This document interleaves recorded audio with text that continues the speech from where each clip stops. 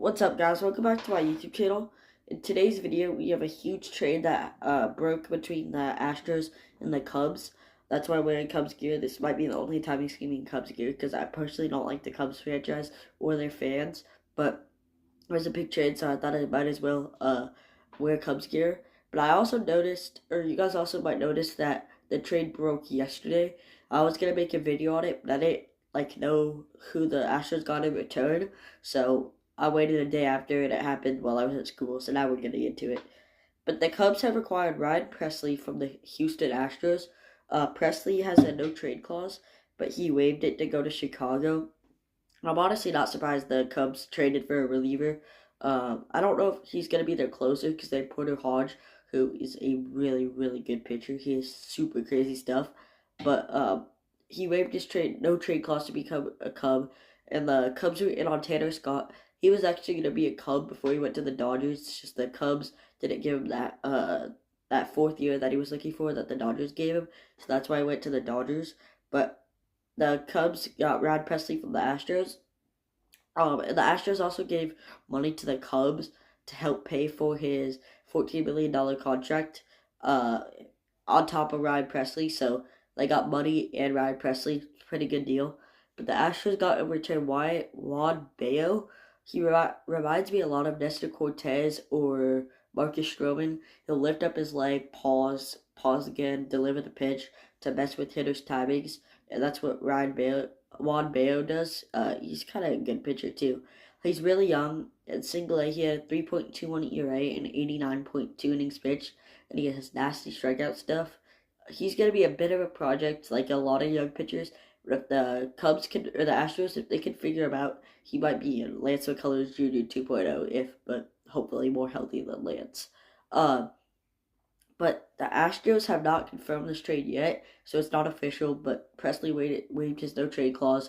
This trade talk has been in the books for a couple of days, so I think the Astros will accept this trade, but who knows? But the Cubs apparently like former Astros players this offseason because they traded for Kyle Tucker earlier in the offseason, and they also traded for Ryan Presley this year in the same offseason, so it's interesting. But honestly, I don't know what the Astros are doing. They signed Christian Walker and they trade for Isaac Paredes.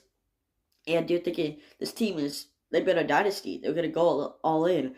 They trade Kyle Tucker, who's a top 7 best player in baseball, maybe top 10, and then they trade a really, really good reliever, Ryan Presley. So I don't know what the Astros' direction is with this at all. But this move also frees up space, the luxury tax, for the Astros, which means it might be more possible for Alex Bregman to return to the Astros. I thought he was going to be a Tiger as the offseason went on, but I think the Tigers waited too long. So I think Bregman is going to be a Astro and re-sign with them. But that would mean Altuve would be willing to move to left field.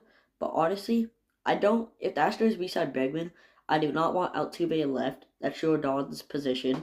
Altuve is too short for the outfield. Put Altuve at DH because he's older anyway, and just have him hit, and leave Jordan out in left, and have Bregman at second with Paredes at third. That would be the smartest in my opinion, but who knows what the Astros are going to do. And I don't even know if the Astros are going to re-sign Bregman, but I think this trade makes it more possible.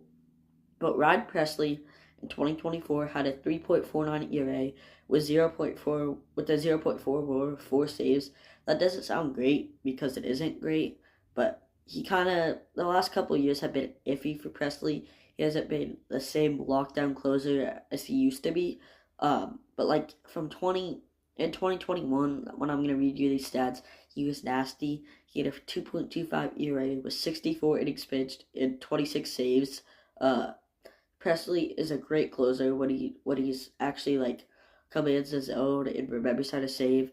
And he's a 2-time All-Star and he's a 2-time World Series champion. But he is one of the greatest playoff pitchers ever. That's not an exaggeration. In the playoffs, he didn't allow an earned run for 21 consecutive innings. He's a 2-time World Series champion, like I said. He closed out one of the World Series for the Astros. He got the final out. He's one of the greatest playoff pitchers ever with, like I said, the final out of game, I think it was 6 against the Phillies. Yeah, with a 2.78 ERA with 14 saves in the playoffs. If the Cubs make the playoffs, this is a great ad because he's a big game pitcher and he's dominant in the playoffs. Even if they don't make the playoffs, this is a great move because it adds to an already sharp bullpen, and Presley's not a bad player to have. So, yeah, the Cubs got a reliever after missing out on Tanner Scott, so this is a great move. The last news we have today is Paul Sewald signed with the Guardians on a 1 year, $7 million contract. I just wanted to take this moment and say thank you, Paul Sewald. He was a great clubhouse guy in Arizona. Yes, he kind of did sell the World Series against Seager in Game 1. Um, and but he did close that NLCS Game 7 against the Phillies. He's an experienced pitcher in the playoffs. He's pitched a lot of innings. But thank you, Paul, for everything. You will be missed in Arizona.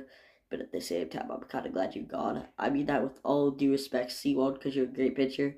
But after his injury in 2024, he was not the same. He blew 4 out of 9 save attempts in July. So he was towards the end of his Diamondbacks tenure. He was okay, to say the best or the least. But Sewald, he has great stuff. And the thing about Sewald, he kind of throws sidearm, so it like rises. His fastball rises. It's really weird. I pitch him against my friend in the show. He can't touch him. That's a lie. He touches him a lot. Pause. But he touches his fastball a lot. And Sewald, he's a great pitcher. In 2024, he did ERA 4.31 with 43 saves, over 0.2 with 16 saves. That doesn't sound great because it isn't great, but he saves. I think it was like 10 out of 10 saves before his injury, and then he got injured. It wasn't the same. But in 2023, he had a 3.52 ERA in 17.2 innings pitched with 13 saves. That was split between the Diamondbacks and the Mariners. The stats I read off were from the Diamondbacks. And Paul's a great clubhouse guy and a great add to that Guardians bullpen because they already had a super strong bullpen, but a great pickup for the Guardians. That's it for today's video. Make sure to like and subscribe, and thank you guys for watching. Let me know what you think of the Ryan Presley trade in the comments and the Paul Sewald signing down in the comments. Thank you guys for watching. Peace.